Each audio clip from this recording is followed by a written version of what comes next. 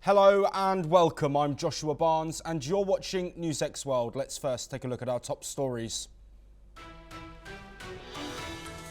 Military airstrikes have reportedly resumed in Myanmar as the death toll from the devastating 7.7 magnitude earthquake has risen to at least 1,002 in the country that has been facing a civil war since 2021.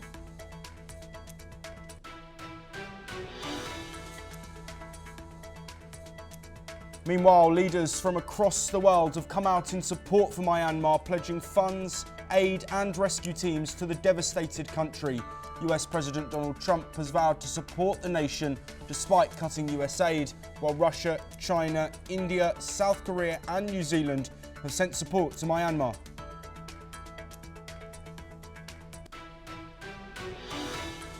Israel has struck southern Beirut for the first time since the November Hezbollah ceasefire after rockets targeted Israel from Lebanon.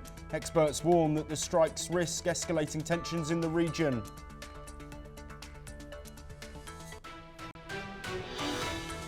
Hamas have signalled they are ready for a hostage exchange coinciding with a ceasefire for the Islamic festival of Eid al-Fitr. The US and Qatar are involved in the negotiations amid anti-Hamas protests reported in the Gaza Strip.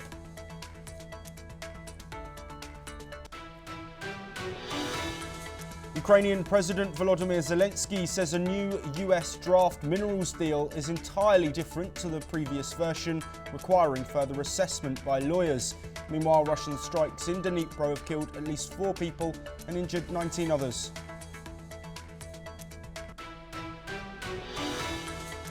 US President Donald Trump says the states need Greenland for international security. Vice President J.D. Vance slammed Denmark for not keeping the mineral-rich island away from Russia on his visit to a US base in the Danish-run territory.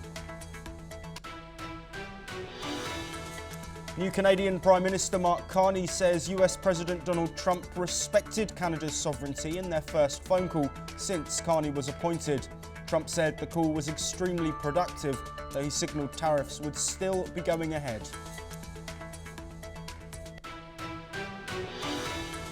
China says that it has conducted a military patrol in the South China Sea. This comes as US Defense Secretary Pete Hegseth visited the Philippines, discussing rising tensions in the region while pledging support for Manila.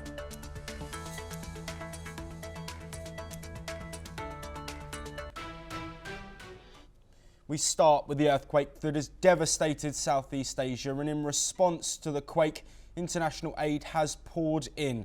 South Korea has announced $2 million in humanitarian assistance, while India has sent 15 tons of essential relief supplies, including food, tents and medicines. China and Russia have also deployed rescue teams, with China's Yunnan province sending 37 rescuers, while Russia dispatched 120 to aid in the search for survivors. Meanwhile, in Bangkok, over 2,000 reports of structural damage were received, prompting a massive inspection effort. China's rescue teams were the first international group to arrive in Myanmar, with their teams landing in Yangon. According to Myanmar's ruling junta, the death count from the massive earthquake has now risen to over 1,000. Meanwhile, there are reports of 2,376 people being injured, while these totals are expected to increase as the search efforts continue. Another earthquake of a magnitude 4.2 struck Myanmar later on Friday, causing further damage after the earlier 7.7 magnitude quake. That 4.2 tremor was one of 14 aftershocks that hit, including one at the strength of 6.4 magnitude. The National Centre for Seismological reported that the tremor came at a depth of around 10 kilometres. Well, in some breaking news that we have seen in the last few moments, airstrikes and drone attacks continue in Myanmar following the recent devastating earthquake, with the military targeting several regions. The Saigang region, heavily affected by the quake, witnessed bombings in the Nui Kwa village by parachute-borne machine guns. Additional strikes hit Lewa in Kayan State near the Karen National Union headquarters and Pyu in the Boga region. More information coming from Myanmar, and a temporary hospital has been opened at Mandalay Airport in Myanmar after the recent quake, which caused damage to runways, causing major disruption. The makeshift facility is aimed at helping those injured by the earthquake, which has claimed hundreds, if not thousands, of lives. Authorities are working to stabilise the situation, with relief efforts underway to support affected communities. Well, joining us to discuss these latest developments is Jay Shankar Mukherjee, who's a Secretary VHP in Thailand, joining us from Thailand. Jay Shankar, thank you very much for being here. Of course, we mentioned there the impacts in Myanmar, but I also want to look at what's happening in Thailand where you are now. We've heard reports of potentially 2,000 buildings reporting damage. Is that something you've seen? And is there concern about the structures and the safety? Absolutely. There are many buildings which got damaged. My own flat has got several cracks inside which were not there prior to yesterday.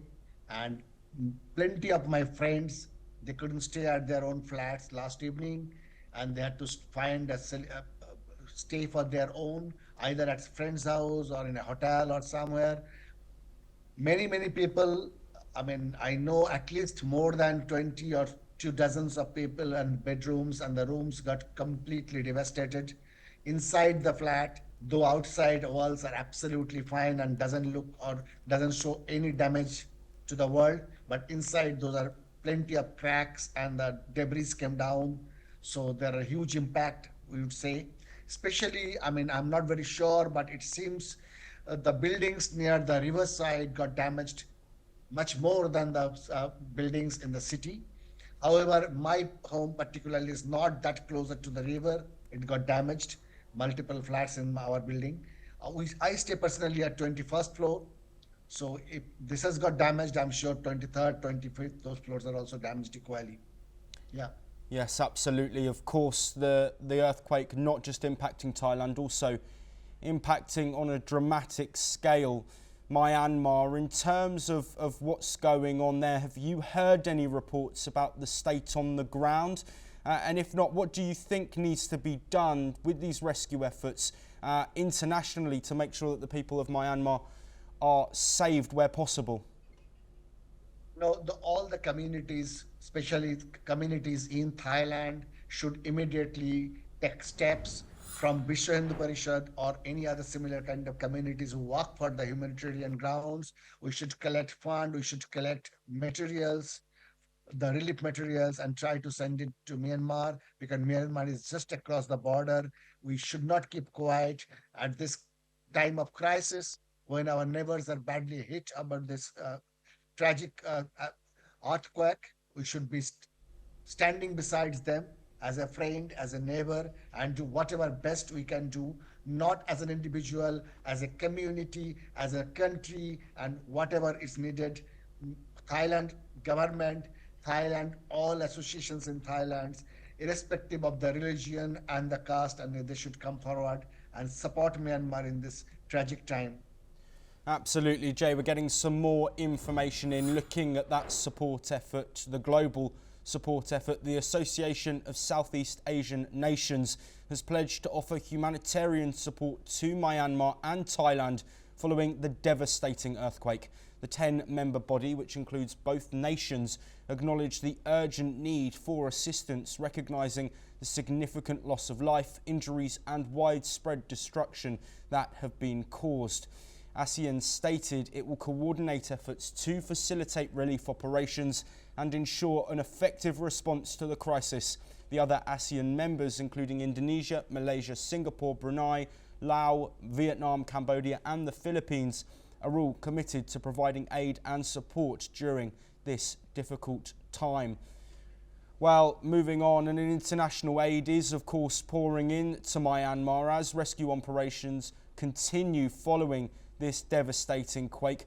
A Chinese rescue team has arrived in Yangon, while Russia, India, Malaysia and Singapore are sending relief supplies and personnel. India's Foreign Minister Jay Shankar confirmed that more aid would follow. South Korea, as mentioned, pledged $2 million in humanitarian aid, while the United States has also confirmed it will provide assistance.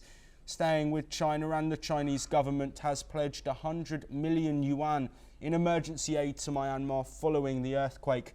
2 rescue teams have been dispatched along with supplies like tents, blankets and medical kits. The first team arrived on March the 29th, with more aid set to arrive starting from March the 31st.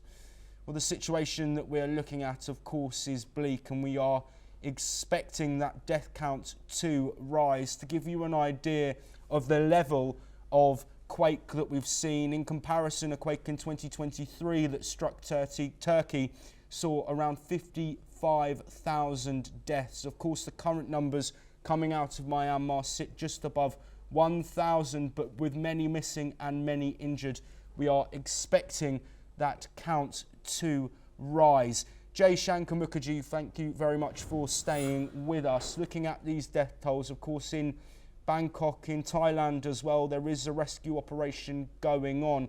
What's the feeling amongst the people where you are with that uncertainty as to whether these people will be found alive?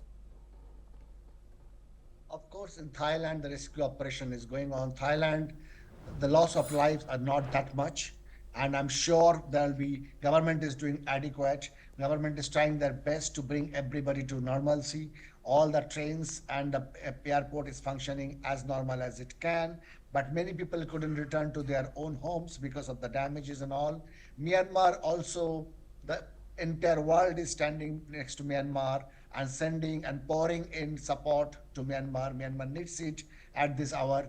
And I would urge through your channel to the entire world, to the entire humanitarian ground, that people should come forward and support Myanmar in this crisis. And I'm sure with the global help, let's not talk about junta, let's not talk about anything right now, and let's only talk about what we can do right now to save human lives. I'm sure we'll be able to save a lot. Yes, absolutely. Jay Shankar Mukherjee, to end our brief discussion, of course, the physical toll on life, the loss of life that we're going to see is expected to be catastrophic, but the mental impact, the emotional impact, what is the feeling currently, given the absolute shock that many must have been feeling where you are in Thailand, but also across the border? Could you please repeat again? I'm sorry. Yes, I want to explore the emotional impact. We, of course, have the loss of life, but the psychological effects of such a tragic and devastating incident, a natural disaster. Can you talk us through what you've seen, how you're feeling, but also what you're expecting across the border as well? I am in Thailand for the last 20 years. I have never seen such a scene in my life, that entire Bangkok came down onto the streets. People were panicking. People didn't know what to do at that hour. They're all running for a shelter. They're all running, moving towards a park or somewhere where they can avoid any kind of debris falling down on their head. The traffic became completely standstill. There was no public transport. Bangkok Lifeline is SkyTrain and the underground train. Everything got stopped. Bangkok is known for its shopping malls, and it's a shopper paradise. Every mall closed their units, and they evacuated. Schools forced their students to come out to the grounds. All classes got stopped. So basically life came to a standstill. People were panicky. Nobody could go to their rooms. It was absolutely a crisis for at least 3 to 4 hours. After that, government circulated news that people can go back to their homes. Many buildings did not have electricity for a long time. Lifts were not operating, and you might be knowing Bangkok has plenty of high rises. So without lift, you cannot climb. I have many stories where people came down from 40-story building. They climbed up to 28-story, 30-story, that kind of a story, and then came down to the streets and again went up 30 stories by stairs. So those kind of horrible experiences people went through. But most of the high-rise people, they preferred to stay either on the ground or in a hotel or friend's house, which are 1-storied or 2-storied buildings, not in multi-storied in 10s or 20s or 30s for the night. And today morning, they're coming back to normalcy. Yes, Jay Shankar Mukherjee, thank you very much for joining us. We are now joined by our correspondent Brian Thomas, who is live on the ground in Thailand. He now takes a ride in a tuk-tuk talking about the post-quake scenarios on the ground. Here, we hear from Brian. Well, we are taking a very famous tuk-tuk ride. We are going from Icon Siam to the very famous Chatuchak, where that 33-story building, which was also called the Auditors General Building, collapsed. But again, you know, most part of the Thailand has come back to its normalcy. I'll again show you. Also, you can get a perspective. You can get an idea of the roads that it has reached its normalcy.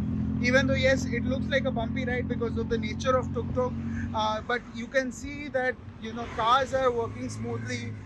Street foods have opened also, and it's back to normalcy. 7-Eleven have also resumed. The international airport, the Bangkok International Airport, also has started with full operations, and you can see the roads also. It looks as if, you know, it's a normal busy road, and also importantly as well, you see these barricadings. There's nothing of that sort.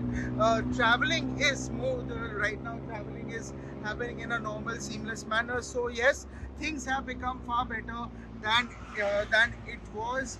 Definitely major crisis yesterday, but definitely now the situations have become to normalcy. Even the Tourism Authority of Thailand has also issued a statement saying that yes, traveling has become normal, and again, things in Bangkok have returned to its normalcy.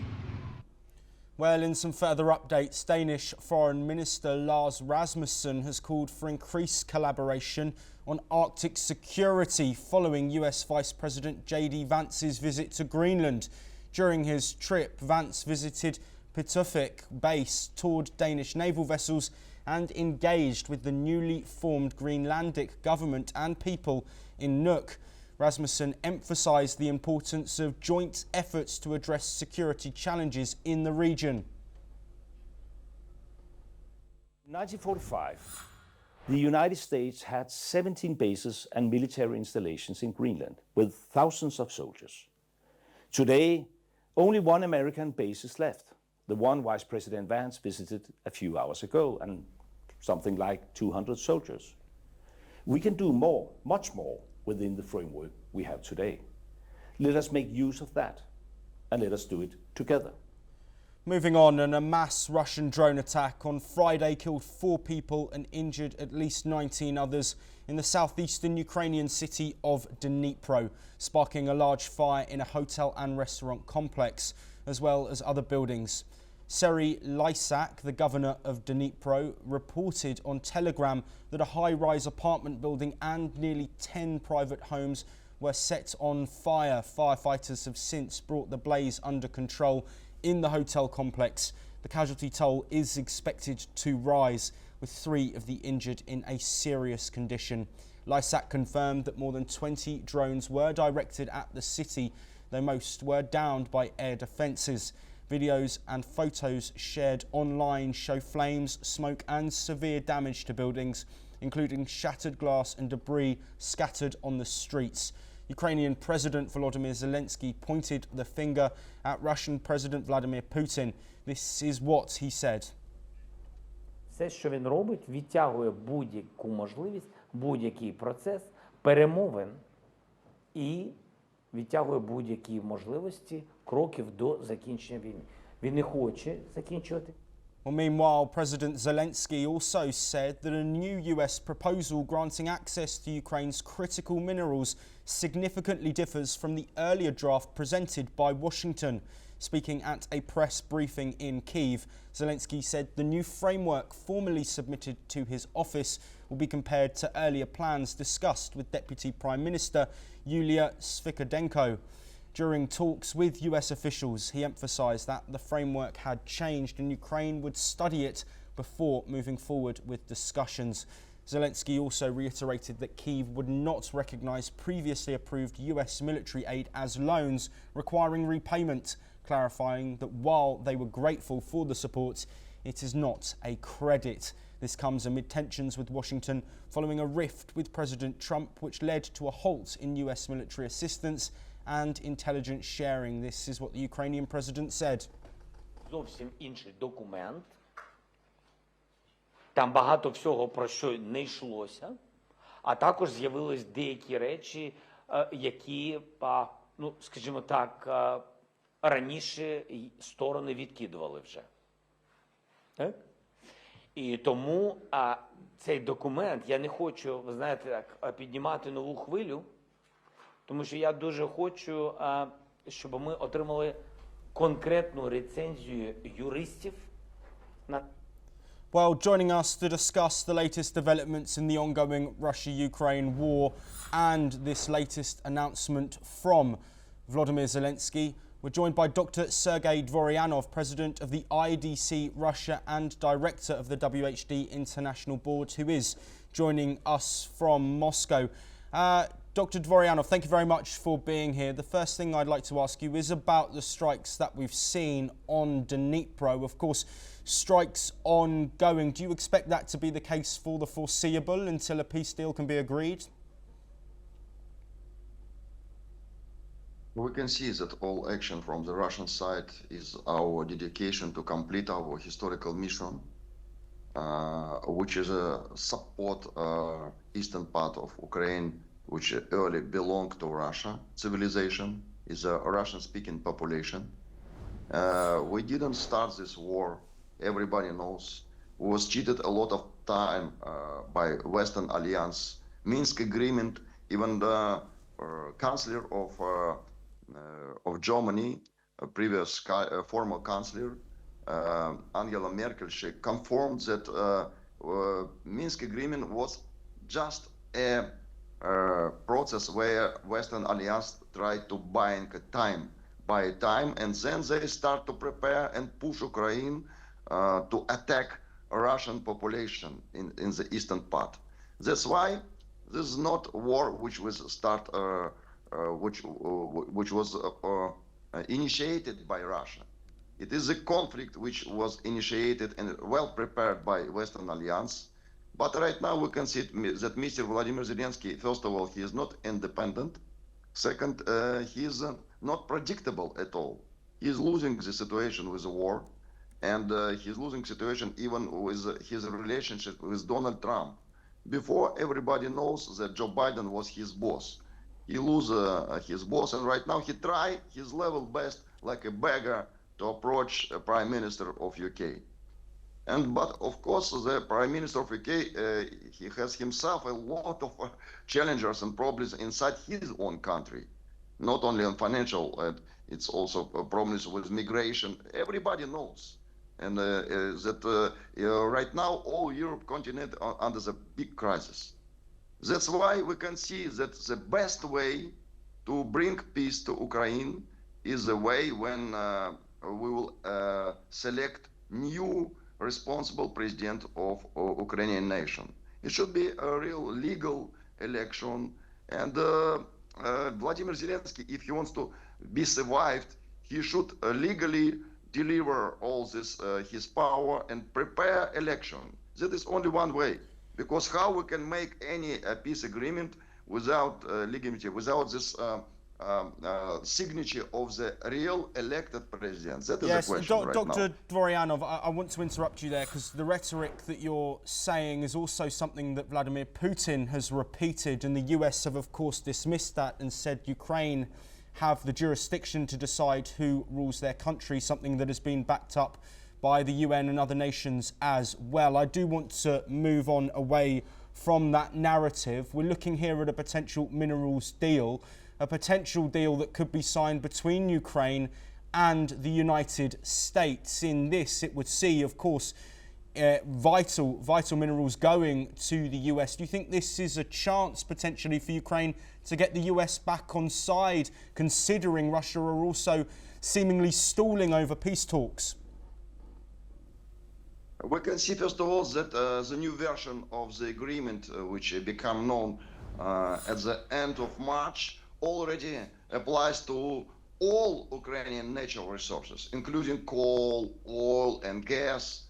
It also provides that the United States will have the authority to control investments to infrastructure related to the exploitation of natural resources, including roads and railways, ports, mines, and processing plants. And unfortunately, we can see that Ukrainian experts assessing the draft agreement pointed out that, among other things, it would hinder European integration. And one of the Ukrainian officials speaking to the Financial Times on condition of anonymity, he called this US proposal a robbery. That's why we can see that this all because of the not predictable... Dr. Dvoryanov, I'm really sorry to interrupt you. We are unfortunately out of time. We have to move on with some breaking news that we are getting in. The Thai Prime Minister Shinawatra has provided an update on the recent earthquake that hit Thailand. She has reassured the public that the situation has now stabilised and inspections of affected buildings have begun. Prime Minister Shinawatra has stated that building caretakers have been overseeing each building, particularly in Bangkok, where one under construction was affected, falling, trapping up to 100 people. She has confirmed that no other buildings in the area have posed any life-threatening danger. The government has been focusing on investigating this collapsed building to determine the cause of the accident. A detailed report will be shared within the next week, explaining what happened and why the collapse occurred. More breaking news coming.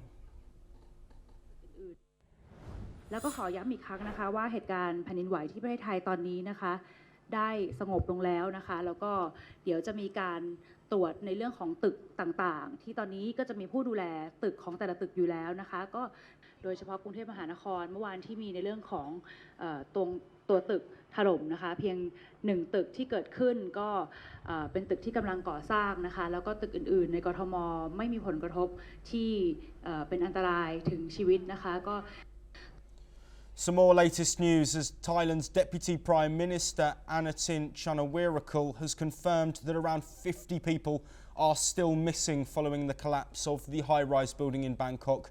Speaking at a press conference, Charnvirakul assured the public that search efforts are ongoing and that authorities are working tirelessly. He also revealed that offers of international assistance, including from neighbouring countries, have been received. Investigators have been given 7 days to determine the cause of the collapse.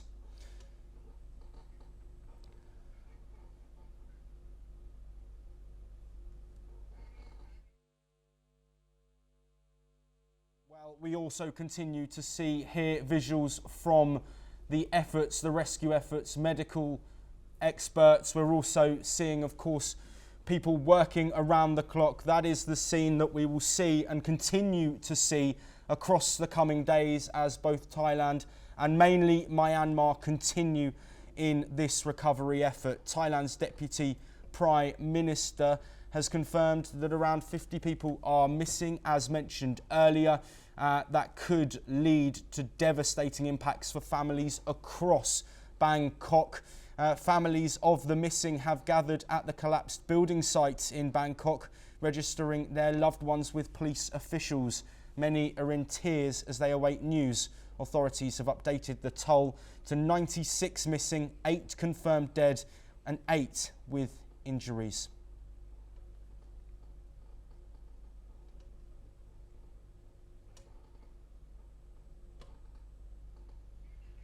The situation continuing, of course, but we now move on. And US Vice President J.D. Vance has accused Denmark of failing to protect Greenland from increased threats from Russia and China.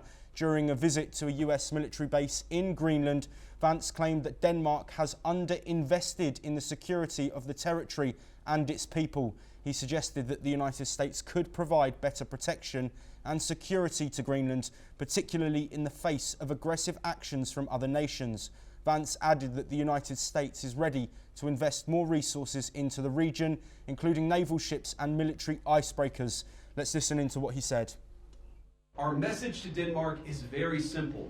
You have not done a good job by the people of Greenland. You have underinvested in the people of Greenland, and you have underinvested in the security architecture of this incredible, beautiful landmass filled with incredible people. That has to change. We do not think that military force is ever going to be necessary. We do not think that As Vance's visit was underway, Trump told reporters at the White House the US needs Greenland to ensure the peace of the entire world. He also stated that the United States needed to have Greenland. Let's hear him now.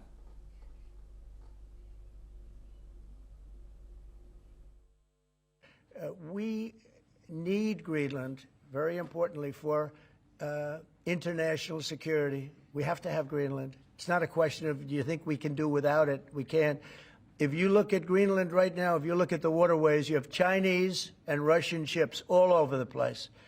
And we're not going to be able to do that. We're not relying on Denmark or anybody else to take care of that situation. And we're not talking about peace for the United States. We're talking about world peace. We're talking about international security. And right now, you look at it, you have warships all over the place going through right along Greenland. We're not going to let that happen. We cannot let that happen.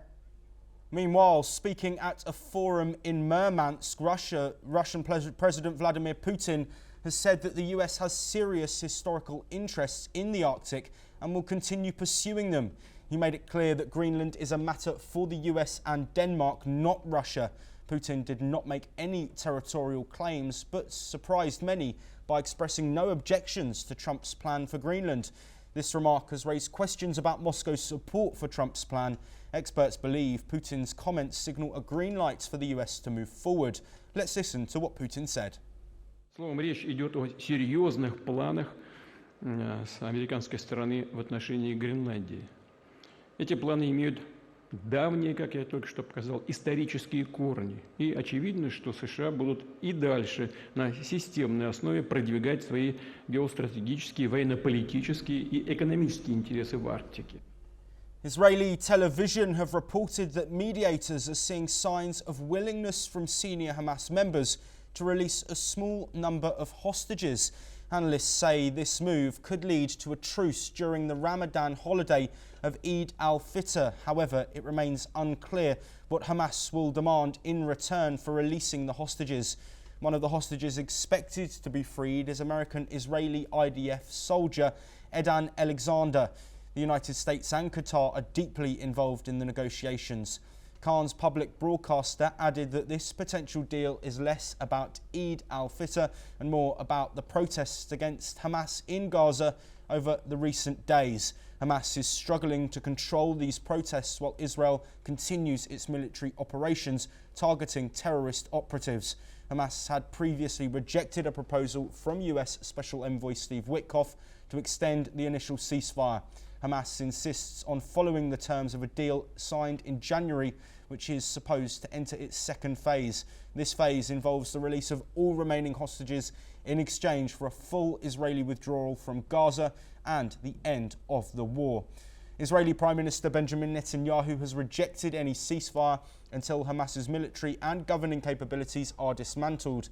As a result, Israel renewed its military operations in Gaza on March the 18th. However, a senior Hamas official said that negotiations are gaining momentum.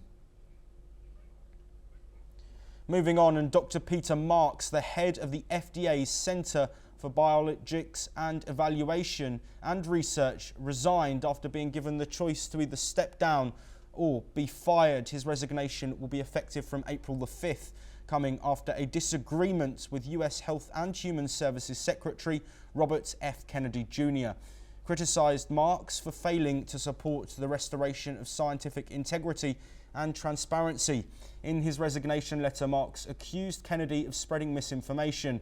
Concerns have emerged that under Kennedy's leadership, vaccine safety studies could be manipulated to associate vaccines with autism, fueling vaccine hesitancy.